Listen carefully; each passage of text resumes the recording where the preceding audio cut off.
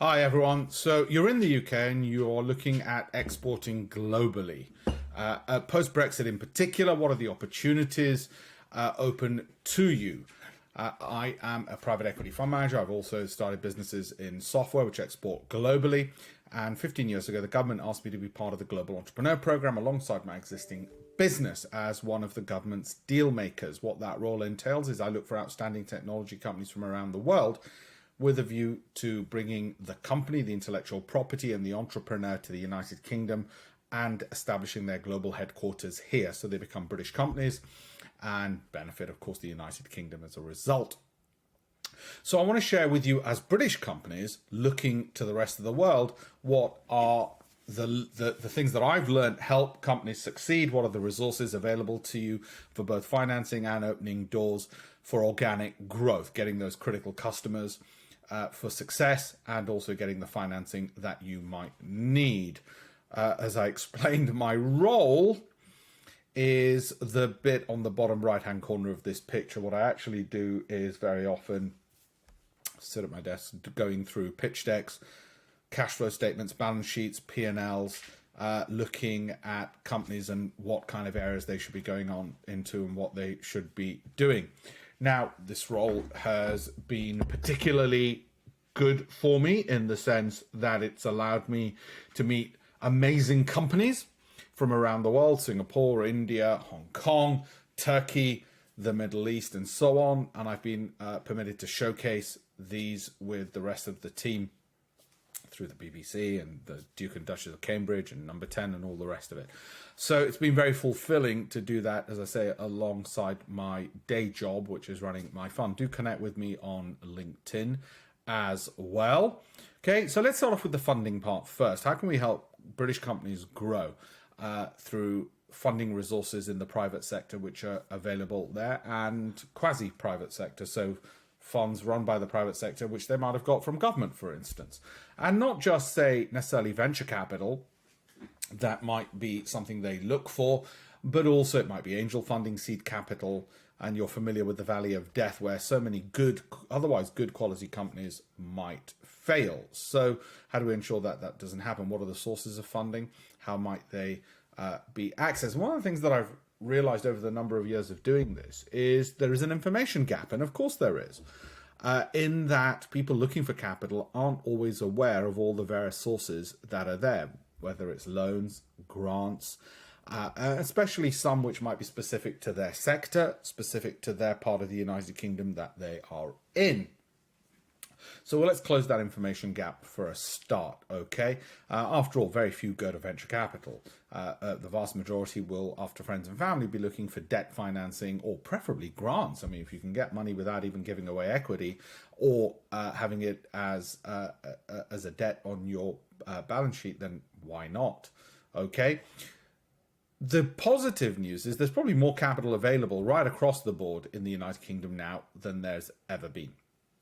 The latest report from Tech Nation, let alone since 2013, show that that trend is continuing. If anything, it's accelerating. And this despite, I say despite Brexit, because some may have thought because of Brexit that might have changed. As an entrepreneur, I'm congenitally optimistic, and I remain so on this. If I wasn't an optimist, I wouldn't be an entrepreneur. I think they go hand in hand. Probably unrealistically optimistic is what makes most entrepreneurs, and it's what's going to make success for British companies going global, regardless of Brexit. So, or because of and thanks to Brexit, that extra focus on being global. Now that capital, which is going to fuel that growth, continues coming in. So I'm going to share with you some of the sources of capital from grants, loans, equity, angels, crowdfunding, all those various sources, just to make sure that when you're capital raising, you're ticking the box, but also a proper process in which to do it. You can see some of the trends and growth here as well in the funding rounds. We're in a very good position also to have that capital give a return on investment to investors. And it's not just the fact that there's capital there. One of the reasons it's there is because the UK tends to produce good returns as a result of that capital. It provides and produces unicorns, billion-dollar companies. They're not the only measure of success, but people with capital, when they give it for investment, do expect some kind of return, and that's one metric that one might look at. So the UK has been doing rather well in that regard. It's also got a lot of experienced talent to pick from. A lot of people who've worked at these companies, helped these companies grow, and then gone on to angel invest or work in other companies, are experienced at taking that whole story up. Okay, and you can see a whole bunch of companies there that have got their bases in the United Kingdom, global bases in the United Kingdom as British companies and going abroad. So you want to make sure you're in that group. I'm assuming the people I'm talking to are not just in it as lifestyle entrepreneurs, that they actually want their businesses to scale and grow. And if I put startups to one side and I take the definition of scale ups as a company growing at 20% per annum, then I'm assuming that bare minimum is what you are looking at. And of course, whilst we've got London as a flagship, let's not forget and often overlook, in terms of financing and sources of financing, if you look at Wales, Northern Ireland, Scotland, you've got immense amounts of capital available in those where there seems to be, from my experience, lesser competition for that capital, because people always tend to gravitate towards London. So I'd say the smart money and the smart thing to do is to look outside of London within the United Kingdom as well. Okay, many of you will know this. And where to look, I'll share that with you in a second. The trend towards VC investment continues increasing up and up. And of course, as I said, venture capital is just one tiny part of it. Very few companies actually go for venture capital. They tend to go friends and family, then the seed rounds. So let's have a look at some of those areas that they might look at. So let's start off with some of the resources. Over that 15 years, because the same issue kept coming up, which is capital and introductions. It's only those two things which tend to come up. Alpesh, how do I get access to capital? How do I get access to people? And introductions to grow my business. So if we look at both of those things, what I've listed on that website, tech2great.com, is every single UK acceleration incubator. Some of those will give you grants and loans. You might not be ready for an incubator or accelerator, or you might be beyond that stage. And that's fine. On the same link, there's going to be others as well. Then it comes to the introductions. And the biggest mistakes people make, I will share with you in a second. I've seen what successful companies do right, and I've seen what 90% of everybody else does wrong. And I'm going to share that with you as well. Plus, I've included a few other things that people ask for. What about the lawyers? What about accountants? What about workspaces? Who do government like to work with? Who've done well and have proved useful when you've worked with them? And that's all on there.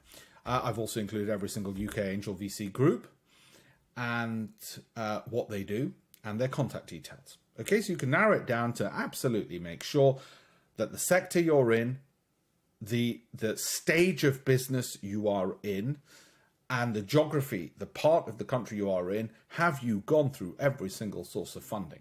Because I tell you what, the answer to that question is not to randomly email people and say, hey, Alpesh, do you know anybody who might want to put some money into my company?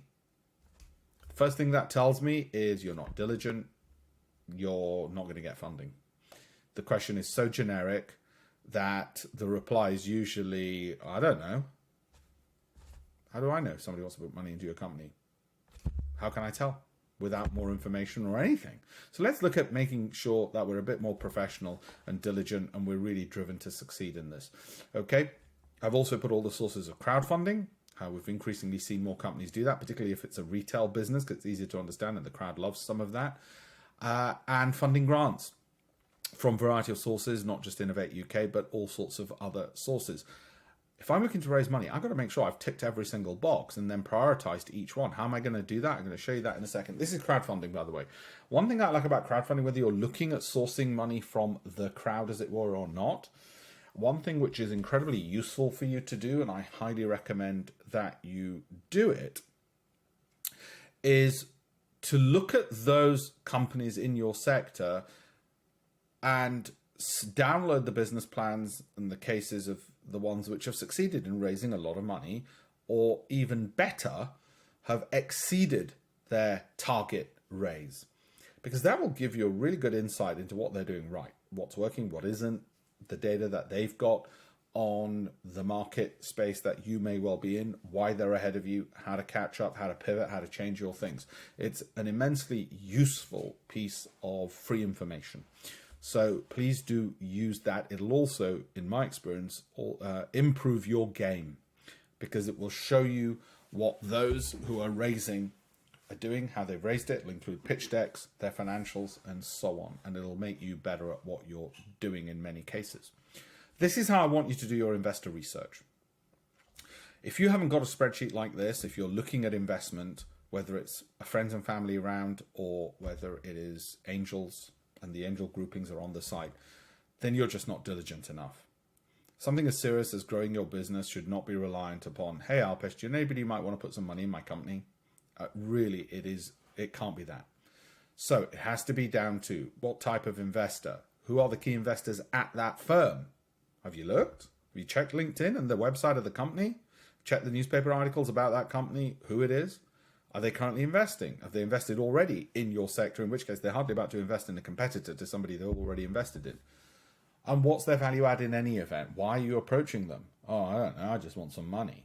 Strong attitude won't get you it.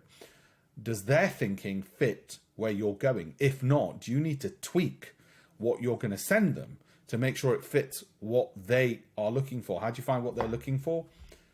Look at what their investment committee members have posted on LinkedIn, what they've written about, what the newspapers have written about, and their website, obviously. Okay, if they've already invested in a competitor of yours, they're not going to invest in you, highly unlikely.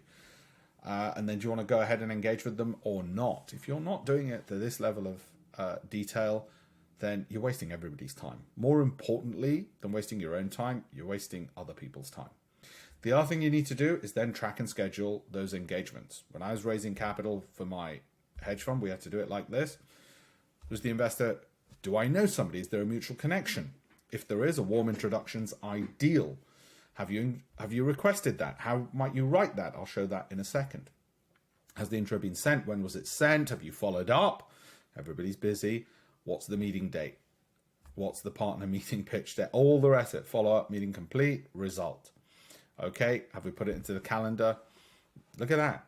Take a picture, replicate it, right? And then the closing process, the final stage, the amount you're looking for, paperwork. Are these things ready or not? And if you want to see what they should look like, look at the website that I created, tech2great.com. Also have a look at the crowdfunding sites as well if you want to get quick access to things. 3 biggest mistakes I have observed in all my years, 15 years of doing this role, from whether it's when I've been out in Shanghai, Beijing, Singapore, Hong Kong, Indonesia, Malaysia, throughout India, America, there's a lot of experience here and a lot of gray hairs to prove it. Mistake number 1, do you know anyone who might want to invest in my company? Mistake number 2, don't know how to present. If you don't know how to present, look at Guy Kawasaki. Guy's an old acquaintance of mine. He was one of the early people at Apple. Steve Jobs listened to him, so you might want to listen to him. He's on YouTube. He'll show you how to do it right. He'll do the 10, 20, 30 thing, okay, which is starts off with 10 slides. He'll explain what the 20 and 30 is, right? Simple, straightforward, and it works. He's also somebody who will explain how you move a business. He was on the board of Canva, from something which is just online digital drawing to something which is an essential business resource that nobody can do without, right? Having that vision and perspective, you'll learn from people like that. I need to see, and the kind of companies we deal with in the Global Entrepreneur Program are the kinds of companies which are solving some of the world's biggest problems. We want people who have an ambition to scale, who have an ambition to become unicorns, who not just have that ambition, but have the roadmap to it, and through their technology are likely to achieve that goal. Yeah, it's serious. Okay, if your pitch deck is poor, see the resources again on tech2great.com. And one of the first things, first impressions count. I get a poor pitch deck. The font looks awful. The graphics look like they've been from clip art circa 1995. The color scheme clearly hasn't had much thought. There's no consistency about it. Well, how the hell is anybody going to trust you with their money if you're that slapdash with how you come across?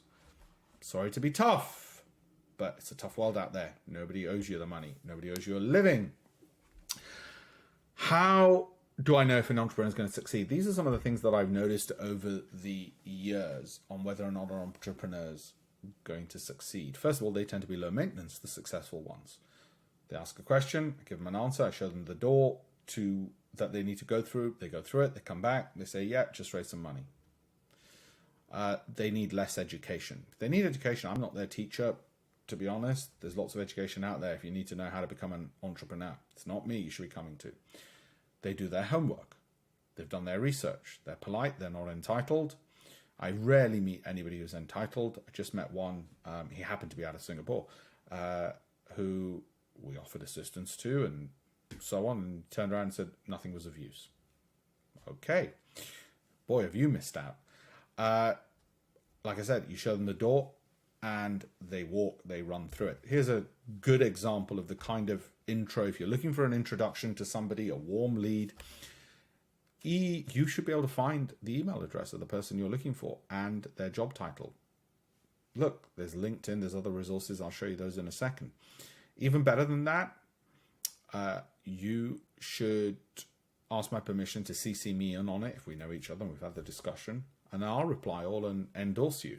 Saves me being a bottleneck and saves me drafting the email intro, trying to work out what that person and you might have in common, that person that I might know and you know. The less of my brain time you're using, the more likely you're going to succeed, obviously. Okay? And if you've already drafted and crafted the email, guess what? You've just saved a shed load of time. You're more likely to win. Let's get some of those done. Okay? I'll give you an example of a company who did that. It was a cybersecurity company. And we sat down, and we went through an Excel spreadsheet of his, and I said, look, these are people I know, blah, blah, blah. Anyway, he worked it out. He went through it. He did the first email intro, CC'd me. I replied all. I kid you not. He is now on a yacht in the Middle East, exited. I think it was circa 100 million. And I've been on that yacht, so I know it's there. You just know some are going to succeed from day one. And it's important to learn some of those skills and traits. If you don't know how to get hold of people's emails, there it is, Lucia. There's all sorts of others. Amazon even use these, Cognizant, and so on. Okay? And again, I might sound harsh. It's a harsh world out there. You've got a lot of competitors. You're trying to get into, let me put it this way. It's easier to get into Oxford. It's probably easier to get into Parliament than it is to get the kind of fundings we're talking about. Have a look at those incubators. Have a look at those accelerators. Google for startups, for instance, but there's all sorts of others.